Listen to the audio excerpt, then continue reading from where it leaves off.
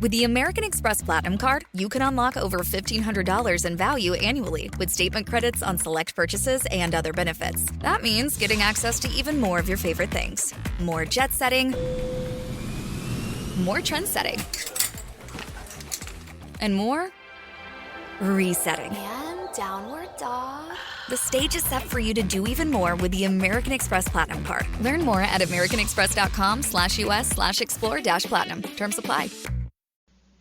CBS Radio Mystery Theater presents...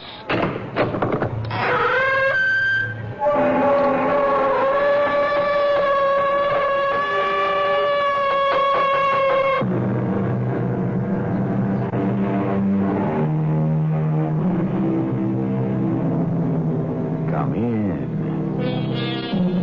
Welcome. I'm E.G. Marshall.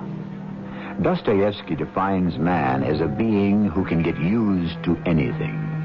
But, he adds, don't ask us how we do it. Perhaps one of the hardest things for us to get used to is also one of the most obvious, that we are responsible beings who must accept the consequences of our actions. How hard it is to do that sometimes. Imagine, then, a situation where you are asked to accept the consequences of an action not of your making. And imagine further that it is a matter of life and death. I've got to go to the police, Lucy. You can't. It's my duty as a citizen. Well, what about your duty as my husband? Oh, if you go to the police, Langston's men will kill you. Honey, if I don't go to the police, Langston's enemies will kill me.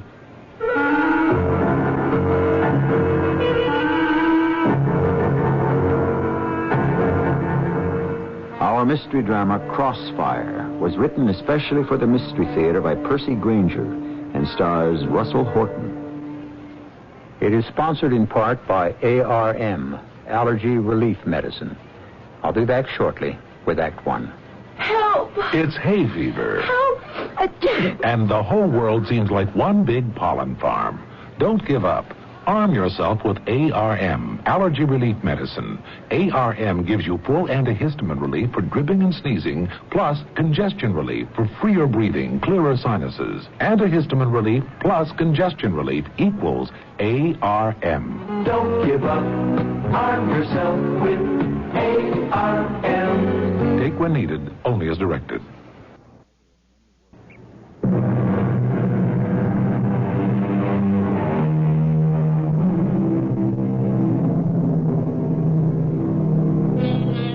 German philosopher Schopenhauer claimed that mankind was doomed to vacillate eternally between the two extremes of distress and boredom. That is an extremely pessimistic view of life, yet we must admit it contains a certain amount of truth. The central character in our story is a man named Frank Grove, and one might say that distress and boredom were occupational hazards in his profession, driving a cab in New York City. As we pick up his story on a fashionable side street in Midtown Manhattan, boredom has definitely had the upper hand on the evening. But, as they say, the night is still young. Hello? Hey, mister. Huh? Are you taking fares? Sure. Hop in. Applaud your ability to sleep in all this traffic. That's not too hard to do on a slow night. You're not from New York, huh? No, Miami. You won't take advantage of me, will you? Well, not intentionally. Where to? 132 Clarkson Avenue. Clarkson. That's in the Bronx. Yes. Yeah, the South Bronx. It's it's not a very safe section of town. Look, I've tried 3 drivers already, and none of them would take me there. I have to be there by 8:30. If you won't take me, just say so. No. Just so long as you know what you're doing, all I have to know is where you're going. You, ever been up to this area of town before? No. You can see a lot of the buildings have been burned out and abandoned. Yeah. I guess you could say it was instinct. Hey? What was? Well, my decision to drive you up here. After a while in this line of work, you develop instincts about people. You have to if you want to avoid trouble. And I struck you as a harmless type? Oh, yeah, you could say it that way. Oh, no offense meant. I won't say it isn't strange, however. I mean, I think to myself, I'm not trying to pry, but I think to myself, what kind of business could this guy have up here? I pick him up in front of one of the classiest hotels in the city. He's wearing good clothes. Look, isn't that Clarkson Street right up there ahead? Oh, yeah. Hey, sorry, I guess I'm talking too much. Oh, there's 132. Hey, are you sure you got the right address? That building looks deserted. How much do I owe you? Oh, $8.35. Oh. What's the matter? This is embarrassing. I don't have my wallet. I must have left it at the hotel. You don't have any money on you? No, only some change.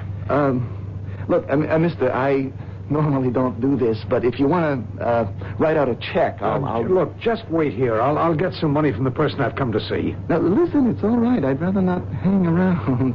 I'll tell you what, I'll give you a card with my address, and you can mail Just it... hang on, okay? It'll only take a minute. Hey, mister! On a slow night, everything goes wrong. Boy, this area looks the way Berlin must have after the war. Did you get the money okay? Get us out of here, quick. What? Come on. Go, move. What's going on? Take me back to the hotel where you picked me up. Hey, mister, look, there's the matter of my fare. Never mind that. Look, I got plenty of money. Well, I thought you weren't carrying any cash. Just get going.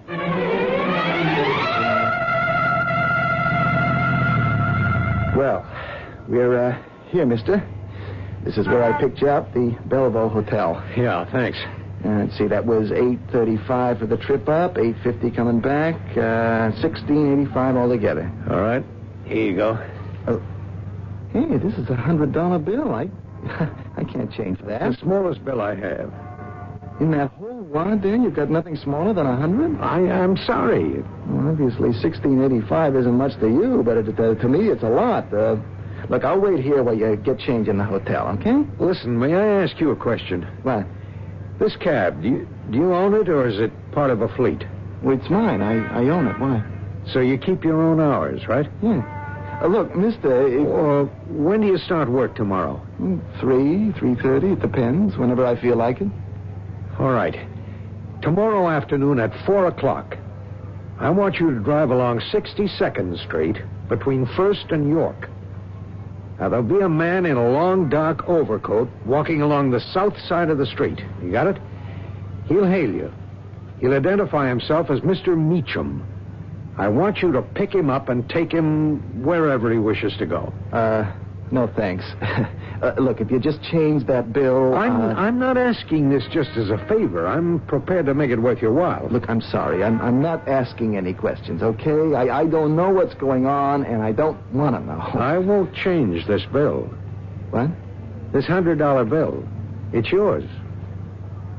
$100? The whole thing. And I'll see that my friend Meacham gives you the same. Mister, is this something illegal? 4 o'clock tomorrow. Is it a deal? Hey, I'm sorry, but I don't know what this is. You got to understand it from my position. I don't know what I'm doing. I mean, I don't know what the consequences are. Ignorance is bliss. And in this case, it's also $200. Well, why me?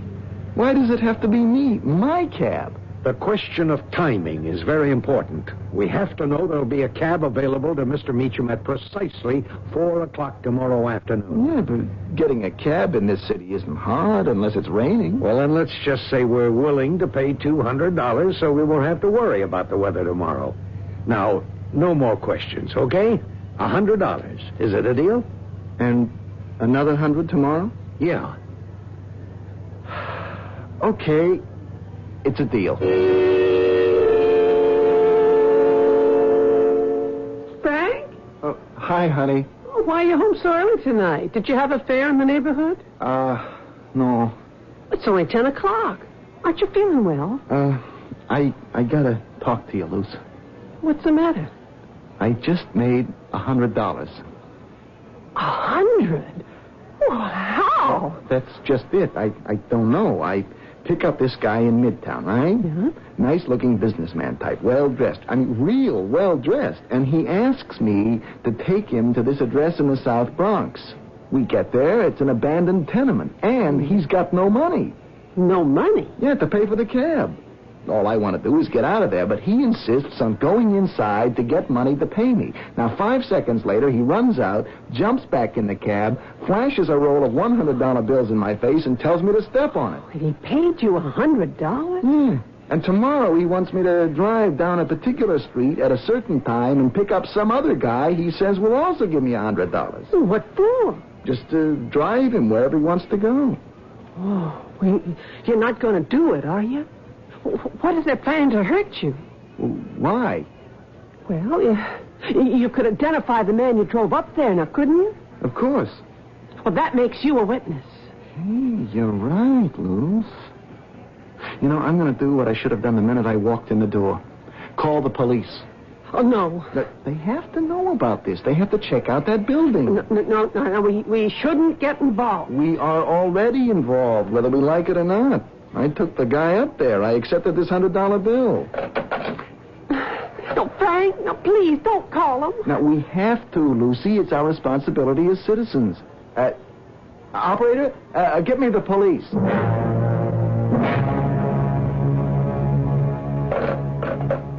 Well, the officer I spoke to said they'd send up a patrol car right away to that address. I heard you give him our name. Well, of course.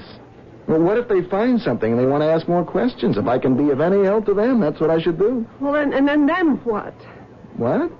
If those crooks find out you went to the police, now what do you think they'll do? Well, how do you know they're crooks? Oh, Frank, something obviously happened in that building. Okay, but how will they find out I called the police? Look, I just won't go pick up that man. Tomorrow it'll be all over. You'll get another cab, no big deal. And if the police don't find anything wrong up there, I'll get him myself and make us another $100 without having to worry or have a bad conscience, okay? Well, okay. And in any case, we're $100 richer. Nothing to worry about. Hey, let's get our coats and go down to the Tyrolean Gardens for a late-night dinner with some of this money, okay? Who could that be at this hour? Frank, be careful. I'm scared. Now, calm down. Yes?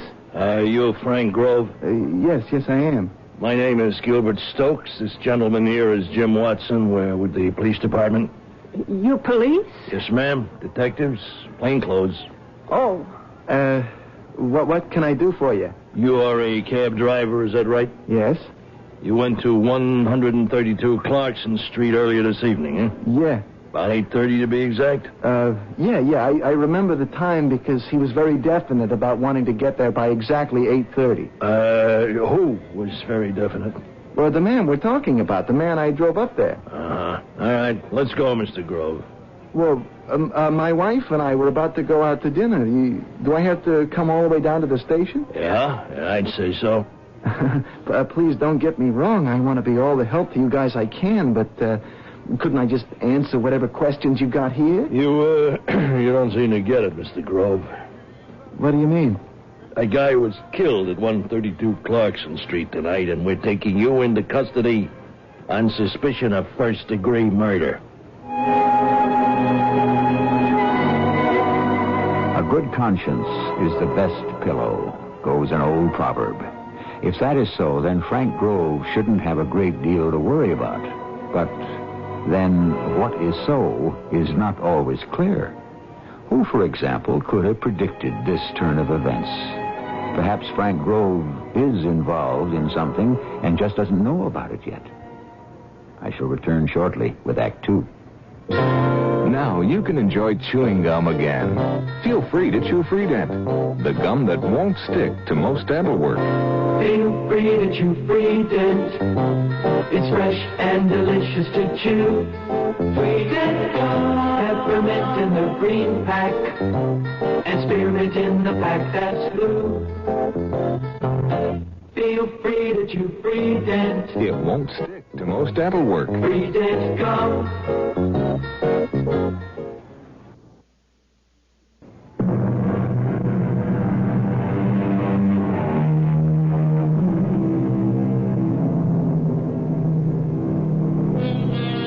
Albert Einstein observed that everything is relative, depending on the vantage point from which it is viewed. From our point of view, Frank Grove is an innocent man. At most, he is guilty of taking a $100 bill from someone who might be involved in shady dealings. But from the point of view of the detectives on his doorstep, he is guilty of far more than that. Where does the truth lie? Officer, you're making a mistake. If so, we'll get it straightened out down at the police station. Now, my husband isn't a murderer. Well, he admits going to the address where the body was found. Is that right? Well, yes, because I had a fare. Some guy asked me to drive him there, but I never even got out of the cab. This guy you claim you drove. Tell me, where did you pick him up? In Midtown? Where? In front of the Bellevue Hotel. I dropped him at the same place. I see. Is he staying there? Well, I couldn't say that for certain. Oh, Frank. Well, I couldn't, really, honey, not for sure. I mean, I didn't actually see him come out of the hotel or go into it. Do you know his name? Well, why would he tell me his name? I'm just checking, okay? Now, we got to cover all the angles. What do you look like? Oh, he was very well dressed.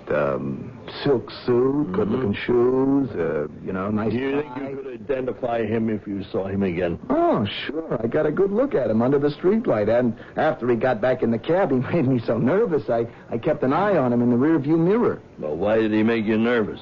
Well, 1 minute he said he didn't have any money. A few seconds later, he comes running out of that building. He had a whole fistful of bills. The, Bellevue Hotel. Yeah. Oh, I remember. He said he was from out of town. Miami. Uh-huh.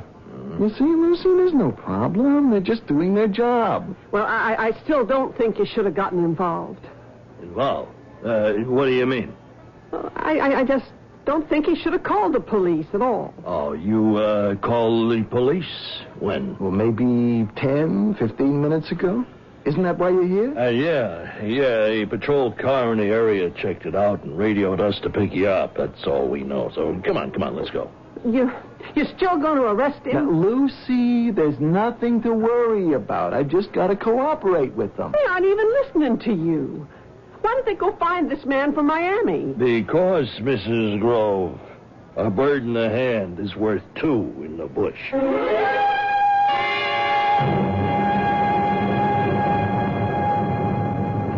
It's, kind of, exciting getting arrested when you know you're innocent.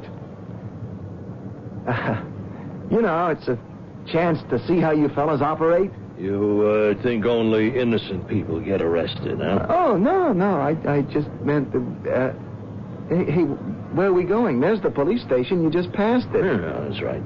Where are you taking me? Your wife had a good point, Mr. Grove. We ought to find your passenger. Oh, so you do believe I took someone up there? Oh, of course we do. I don't get it. You don't have to.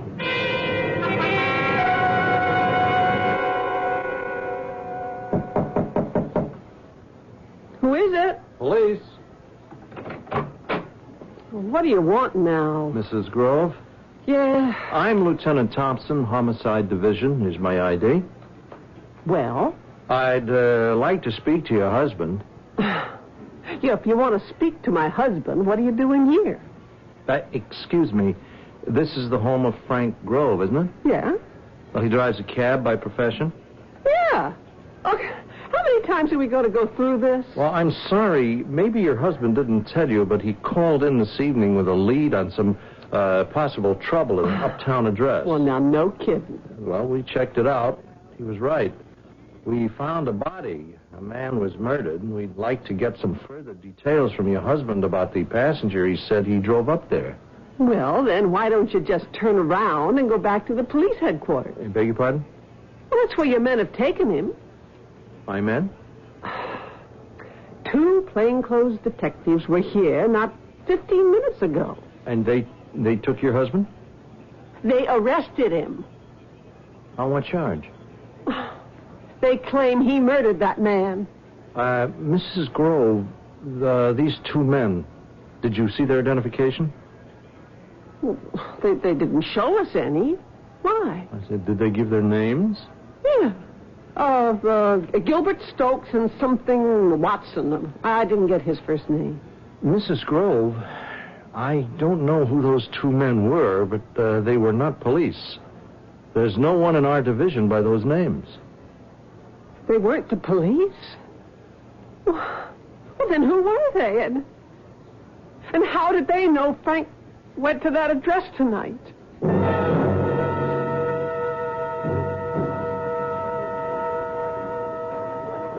This is the place? The Bellevue Hotel, yeah. I picked him up right out in front. Now, but I cannot say for a fact that he was staying here. I mean, he never actually said... All right. We'll check it out. Hey, Watson. Yes, boss?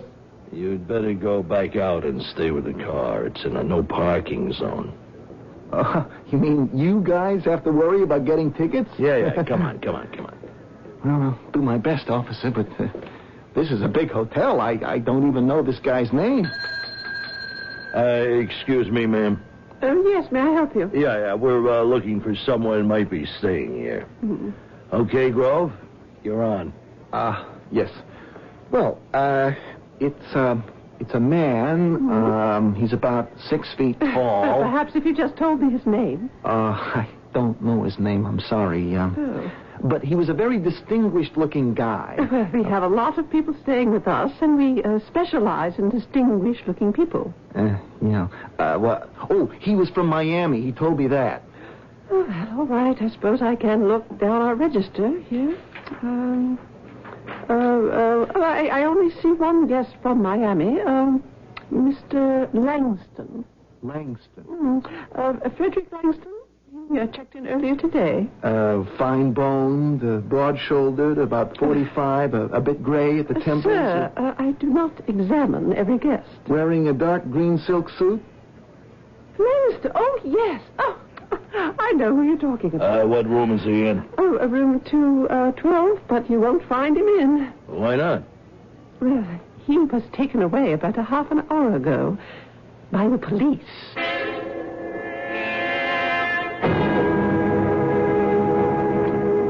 Get in, Grove. You find him, boss? The police got him. The police? What for? I don't know. Look, can't we just go down to the station and get this all cleared up? You shut up, Grove. Yeah, but if the man we're looking for is already in custody... Forget it, all right? Oh, sure. I'm sorry. I guess you fellas know what you're doing. Yeah. Go on, beat it. Huh? Go on home. I thought I was under arrest. Yeah, we don't need you anymore. Oh, I'm sorry. Hey, maybe I could still help you. How? This Mr. Langston asked me to pick somebody up tomorrow afternoon. Who? Somebody named Meacham. Does that name mean anything to you? Where are you picking him up, huh? Oh, on 62nd Street between York and 1st at 4 o'clock. And then what? Well, I'm just supposed to take him somewhere, but I don't know where. Langston said Meacham would tell me once he was in the cab. Langston gave me $100, which I guess I should have told you right away. I didn't mean to withhold evidence, but... Will you just forget it? Just keep the money. This gives us a second chance, don't it, Watson? Yeah, if we know where Meacham's going to be tomorrow. No. He wouldn't cooperate with us.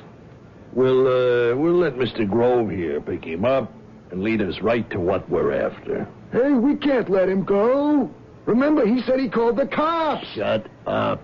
The cops will have been to his house by now. His wife will have figured out what's going on. What is going on? Just relax, Grove. Hey, you guys aren't cops at all, are you? Who are you? How did you know that I was the cab driver who drove that man up to Clarkson Street? How do you think? You must have been there. You got my cab number and then got my name and address from the dispatcher. You were inside that house. You're the guys Mr. Langston ran out to get away from, but then you must be the guys that murdered that man. That's right, Mr. Grove. What are you gonna do with me? We're gonna let you go. Hey, Stu! Shut up, Watson. Mr. Grove here isn't going to go to the police. Are you, Mr. Grove? Just bear with me for a minute, Mr. Grove. I'm going to paint a picture for you. Now, Watson and I are what you might call agents. We work for what you might call a corporation. You mean organized crime? A corporation, Mr. Grove. All right? Now, we are after something, and you're going to help lead us to it by picking Meacham up tomorrow. And every time you have the itch to call the cops, just remember, we're just a couple of small chips on a very large iceberg. Frank? Oh, Frank, you're home. Are you all right? Yeah. The two detectives that arrested me, they realized they'd made a mistake, so they let me go. Oh, you don't need to lie, Frank. I know the truth. What? I know those two men weren't police. Our real detective was here about an hour ago. Oh, I thought I might never see you alive again. How did you escape from them? Well, they let me go. Oh, thank the Lord it's over. No, it's not. It would be if I hadn't opened my big, helpful mouth before I realized they weren't cops. See, I told them about this guy Meacham I'm supposed to pick up tomorrow. So now they're going to shadow me until they get what they're after. Well, what are they after? I don't know. Oh, this poor Meacham. What do you think they'll do to him? Oh, it doesn't matter. They're all a bunch of crooks. Well, now, how do you know that? Because the police, the real police, have taken Langston into custody. Langston? Oh, yeah, that's the guy I drove up to Clarkson Street in the first place, the start of all this trouble. When we got to the Belleville Hotel, the desk clerk told us the cops had just been there and taken him away. Obviously, I've gotten caught in a crossfire between two gangs. Langston must have been on his way to make a connection with the man Stokes and Watson murdered. He realized something had gone wrong and ducked out before they got him, too. Frank, I'm scared. Are you going to call the police again? No. No, I have had it being good citizen Frank. I'm going to pick up Meacham, take him wherever he wants to go, let him out, and get away as fast as I can. And let the lot of them fight it out over whatever it is they're after.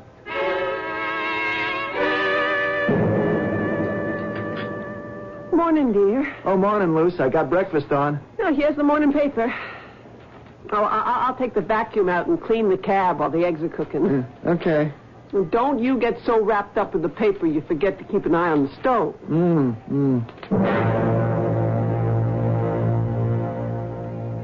Frank? Frank! Huh? Oh, did the eggs burn? Look what I found in the cab. A velvet pouch. Where was it? Stuffed down behind the back seat. One of my customers must have dropped it. Oh, look what's inside. Oh. Diamonds? Diamonds. There must be dozens of them here. Look at the size. Honey, these must be worth a fortune.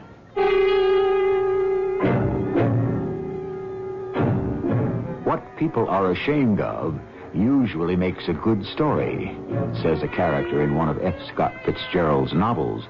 And by the same token, what people try to hide can also make an interesting tale. Is it safe to assume that we have finally discovered the object of all the mystery? If so, Frank may not be as close to extricating himself from his unwilling involvement as he had thought. Of course, the big question is, what will he do? We'll find out when I return with Act 3.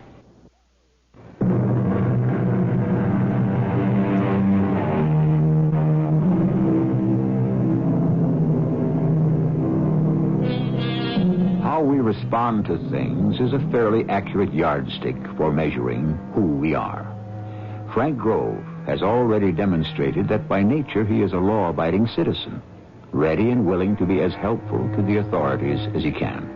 Lucy, his wife, has been somewhat less civic-minded, but then she may have something else on her mind, like staying alive.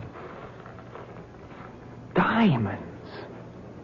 Look, Lucy, look how they catch the morning light, how they reflect the sun. Have you ever seen anything so beautiful? Frank, How did those diamonds get into your cab? Of course. This must be it. This must be what all those guys are after. Are you sure? I mean, couldn't someone have just dropped this by accident? No, Langston was the only fare I took last night. It had to be him. But you said he didn't even have any money on him until after he came out of that building. Well, I don't know. Maybe he just said that so I'd be forced to wait for him. I never would have hung around that neighborhood otherwise, and he'd never have found another cab there, especially at night.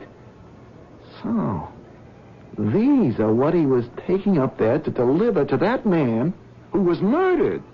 Then they must have slipped out of his pocket while you were driving him back to his hotel.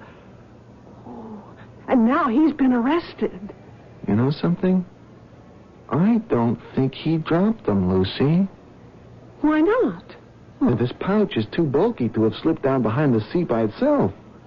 You mean you think he left them in your cab on purpose? Yeah. And I think that's why I'm picking up this fellow Meacham this afternoon, so he can retrieve them. Langston must have suspected the police were onto him. That must be it.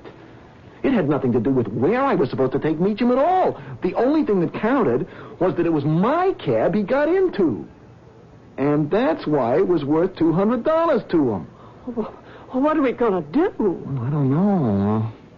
Maybe we should call the police again. Well, you can't. Not now. Not if Meacham knows you have these. I mean, you have to deliver them. But it's stolen property, Lucy. It doesn't belong to them. Well, we don't know that. Not for certain. Well, it has to be. I mean, why else was Langston acting so furtively? Why else would the police arrest him? I don't think I have any choice. Well, think what Meacham will do if he doesn't find them. Honey, we have got to do what's right. One man has already been killed, Frank. Look, let him pick up the diamonds and let us get out of this nightmare. But what if that isn't the end of it? I mean, how do I know I'll be safe after Meacham has the diamonds? What if he has orders to kill me anyway? Why? Well, what's the phrase they always use in the movies? I know too much. I can identify Langston. I can identify Meacham. Honey, these are desperate men. The police are obviously on to them. One side's already shown they're ready to kill for these little pieces of rock. Why not the other? It's not fair. It's not right that you should have gotten caught up in this. But the fact is I have. I have got to go to the police. At least they can protect us. Oh, from two mobs? How? Now, how are they going to protect us? I don't know. One side knows I have the diamonds, is expecting me to deliver them. The other side doesn't know I have them, but is watching every move I make. Oh, maybe you're right. The least of all the evils is to put them back behind the seat where you found them, let Meacham pick them up, and just hope I'll be safe.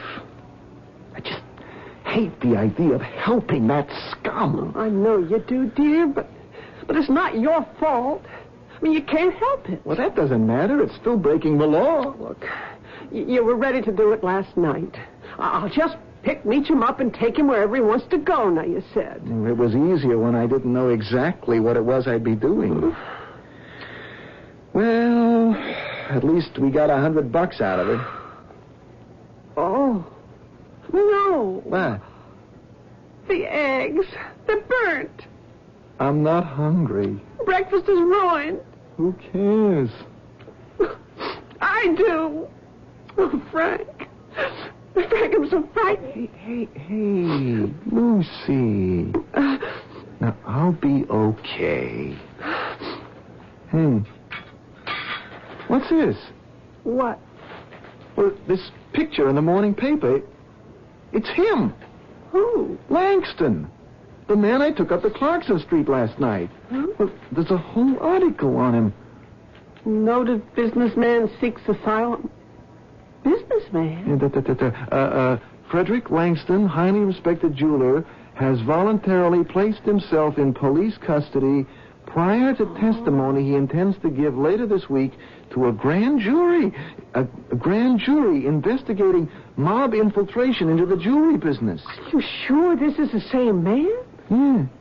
Yeah, it says he's from Miami. Well, that's where this guy was from. And the picture, I recognized him right off.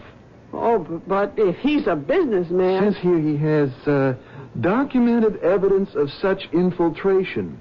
that honest businessmen have had to conduct large-scale transactions in secret, and that even so, a number of jewelry dealers have been murdered. The man in that building in the Bronx. Yeah. So Meacham must have been a colleague of his. Yeah. Well, I've got nothing to worry about. Except... What? Well, I can't take these diamonds to him now. Stokes and Watson will be right behind me. Meacham will be robbed, or worse. But if you don't... Lucy, those guys are murderers. Who's that? Quick, get these diamonds out of sight. Okay. Yes? Mr. Grove? Yes. I'm Detective Lieutenant Thompson with the police department. Oh. I was here yesterday. Didn't your wife tell you? Oh, yes. Yes, well, she said you were abducted by two men posing as police detectives. I was, yes. Two men probably connected in some way with the dead man we discovered up in the Bronx. In response, I might remind you to your phone call. Yeah. Well, excuse me, they let you go, or did you escape? Huh? They, let me go. You all right? Yes, thank you. Well, why didn't you call us? Oh, I'm sorry. I only just got home. See, well, I came by to speak to your wife to see if she'd had any word from you. You may have seen it in the morning paper that a Mr. Langston has sought police protection. Yes. That was the man you drove up to the Clarkson Street address? Yes, it was. And the two men, the ones who abducted you? Oh, I think they're the men you're after. I mean, I think they're the murderers. They wanted me to take them to the hotel where I dropped Langston off. Well, obviously, we have to find them. Mm-hmm. Can you tell me anything about them? What kind of car they were driving? Well, it was dark. I didn't notice. Well, did they drop any clues about where they might be? No. When they found that Mr. Langston had been taken away by the police, they just let me go. And they said nothing? Only that I wasn't any more use to them. I see. Well, thank you. I hope you don't think I'm withholding evidence. No. I'm sure you're being of all the help you can be. Good day, Mr. Grove. Thank you, Frank. I'm a coward. No, you're not. I should have told him the whole truth. Why? It's none of our business. No, honey, an innocent man might get hurt. But we never asked to get involved. Innocent? They're no more innocent than those crooks, using you for their business transactions, off which they'll turn a very nice profit, thank you very much. Langston had no right to involve you this way, against your knowledge. You could have been hurt. You still can be. I know. I'll just put the diamonds back in the cab.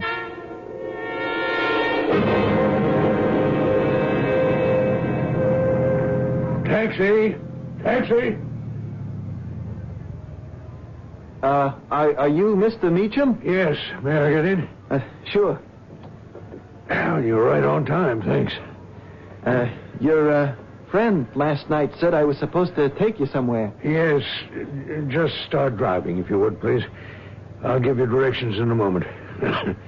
Suppose you're wondering what this is all about. Well, Mr. Langston said I wasn't supposed to ask any questions. How did you know his name? What? Has something gone wrong? Oh, no. I saw it in the morning paper. Oh. So you know what business we're in, anyway. Why we're having to be so cloak and dagger, as it were. Mm-hmm.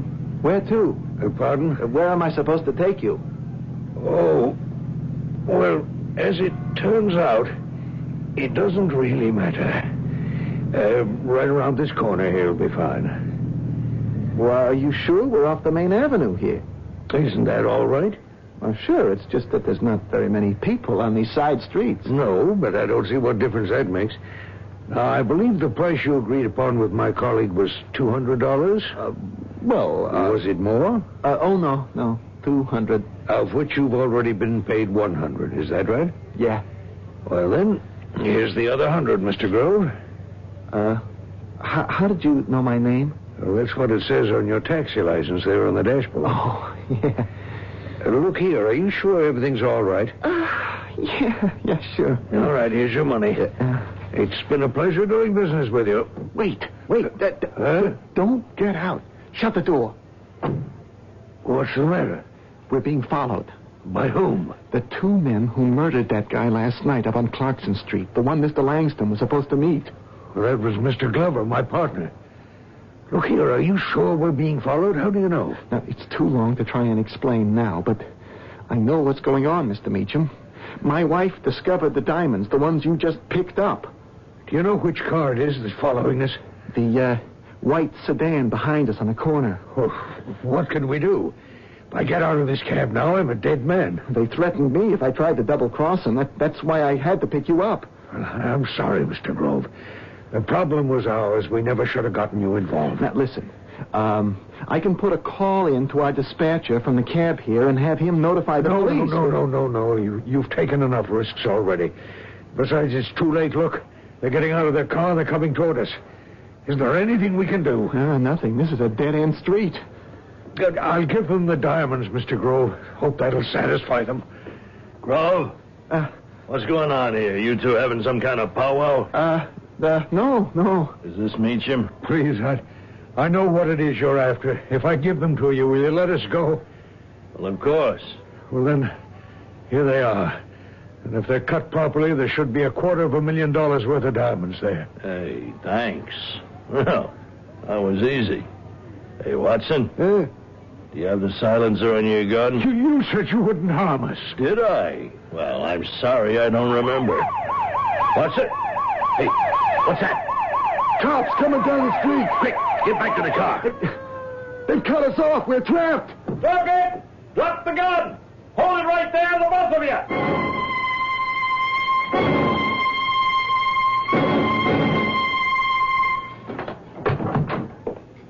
Lucy?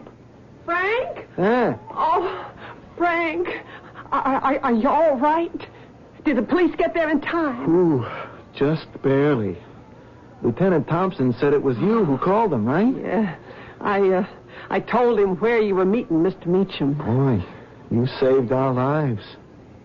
Honey, what made you change your mind? Oh, well, after you left, I read the newspaper article on Mr. Langston again. And I thought, if he's not afraid to testify against those mobsters, then we shouldn't be afraid either. Lieutenant Thompson told me that Langston's testimony will create enough publicity that we won't have to fear reprisals. Hey, what's this? What? How come you're all dressed up? Oh, well, in case you'd forgotten, you asked me to go out to dinner last night. Did I? Yeah. Well, maybe it'll all come back to me, while I'm changing into my suit. Our actions, even our best deeds, are rarely heroic. But then, so often the situations in which we find ourselves are complex and enigmatic. The lines between right and wrong are clouded and uncertain, except in retrospect. Perhaps the one general statement we can make about ethics is that a good person is one who will stumble more often into the right than the wrong. I shall return in a moment with a final word.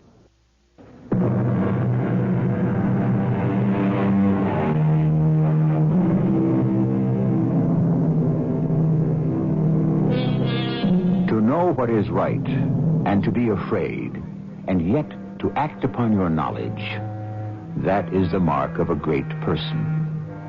So wrote the French man of letters, André Gide. It is interesting to realize that as Frank and Lucy Grove struggled with the dilemma that confronted them, not once did either suggest they simply take the diamonds for themselves.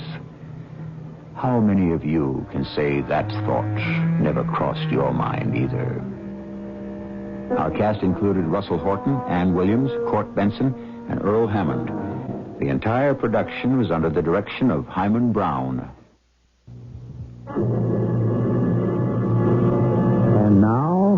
preview of our next tale. See, Carlo, there is no doubt.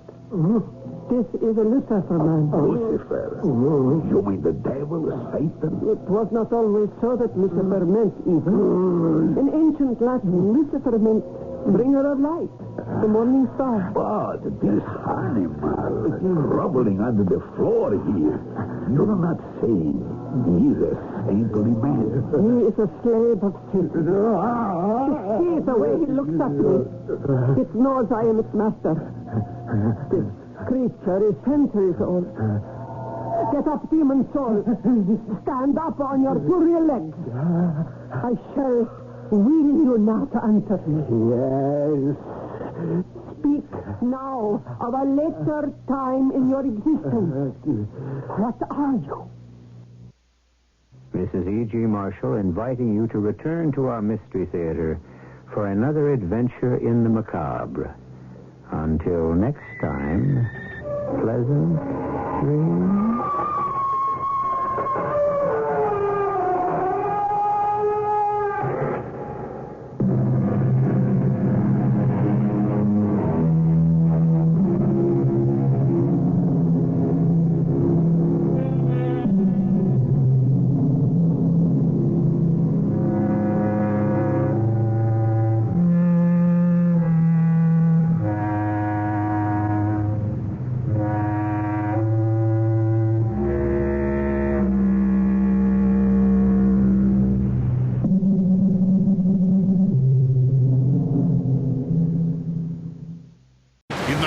Before AT&T Fiber Internet.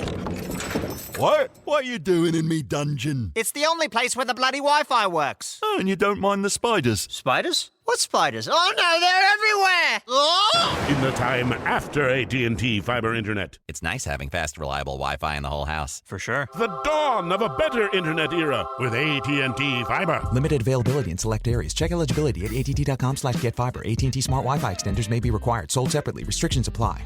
Bettering your business takes working with the best. With the James Hardie Alliance, you gain access to leads, training, networking, and support from the #1 brand of siding in North America. Achieve new levels of success by joining the James Hardie Alliance today.